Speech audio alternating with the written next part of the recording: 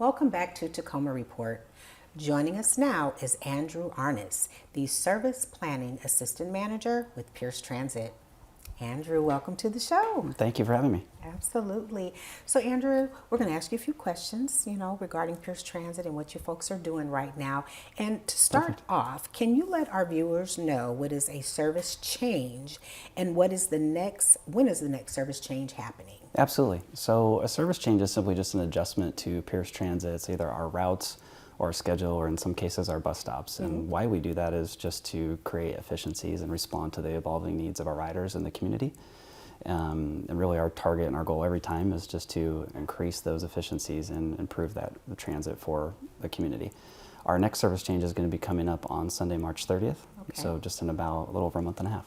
Okay. And so in regards to the changes, how often do they occur? So good question. So we do service changes twice a year. Okay. So again, that gives us that opportunity to go in and just determine what we need to do to improve that efficiency and convenience and really overall reliability of our service. And so Andrew, why does Pierce Transit make the service changes? Yeah, that's a great question. So again, it goes back to that convenience and reliability piece, right? So we obviously are working with a finite and limited amount of resources.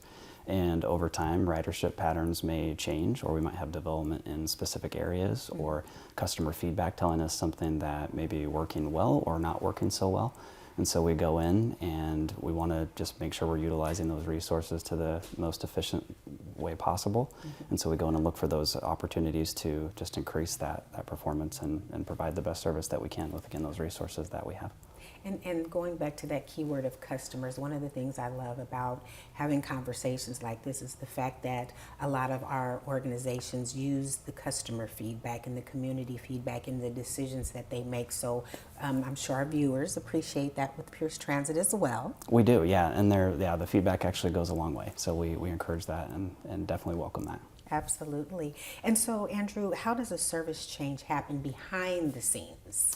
So there's actually a lot that goes into that. So we only do them twice a year for a reason, because it takes a lot of work. So, which is great, which gives us an opportunity to really look at what we're doing and ask really important questions. And so we do, behind the scenes, a lot of planning, as you can imagine, a lot of data analysis. So again, looking at those ridership trends throughout the system, looking at, again, that customer feedback and determining, what are the trends and what we're hearing, because a lot of times our riders are really great about letting us know if there is an issue, and so we want to be flexible and adaptive in responding to that.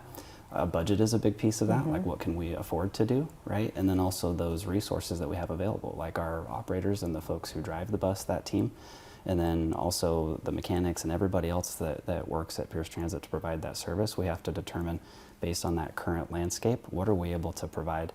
And so it really is about looking at those and just trying to optimize what we're able to provide to the community. Right, there is a lot of behind the scenes work, right? And so you mentioned the next change is going to happen in March. And so with that, what adjustments are we going to be looking at? What will that change bring about? Yeah, so again, this coming up in March, we're going to have a couple key adjustments. That's going to be related to some of our core routes. So back in late 2023, our Pierce Transit Board of Commissioners, they adopted what is called our long-term, not long-term, but our system recovery plan.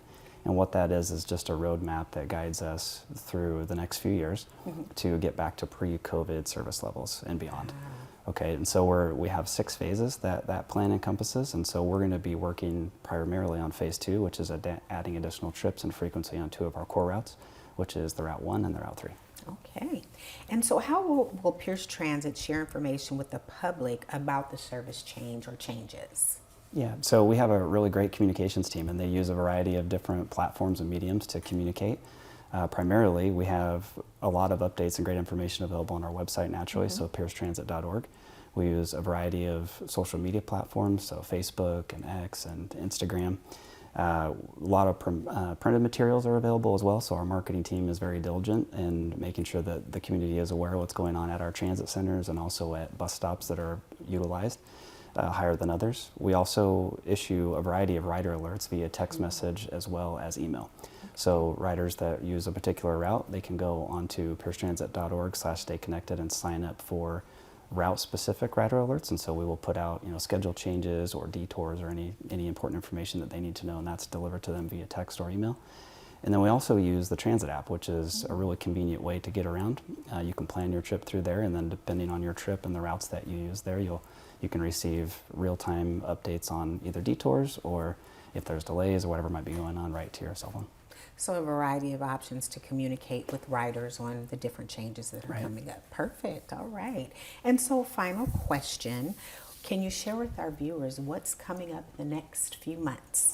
Yeah, so this year we're really excited. We're going to be celebrating our 45th anniversary. So we've been proudly serving the community since 1980, and so there's going to be a variety of community outreach and different activities going on, particularly in the summer months. I think there are some folks from our team coming on to talk to you about that, so I don't want to steal much of their thunder, but we are excited about that.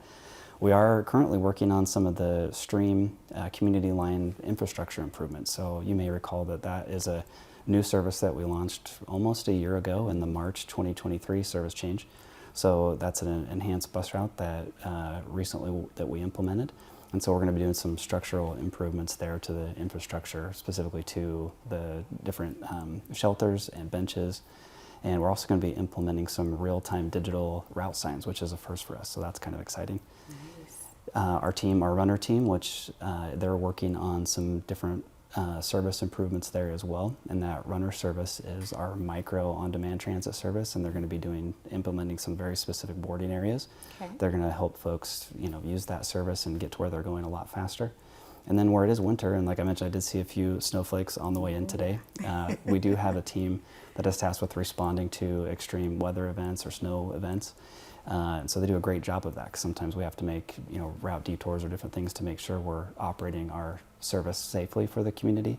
So they do a great job of doing that, but they post a lot of information online that people can see and also prepare if that's something that is likely to happen, and that is posted at piercetransit.org/extreme weather. Perfect. Well, 45 years, that is a long time, and we appreciate all that Pierce Transit has done over the course of this time. And thank you to you and your department for all that you're doing.